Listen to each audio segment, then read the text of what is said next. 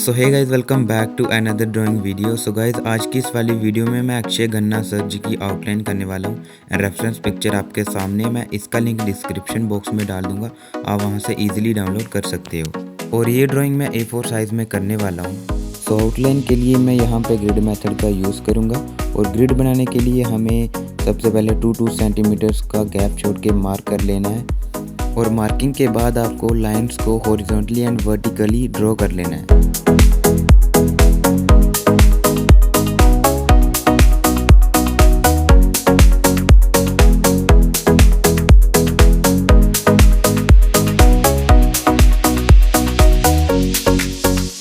Okay, तो यहाँ पे हमारी ग्रिड बन के रेडी हो चुकी है एंड अब बारी है आउटलाइन को बनाने की।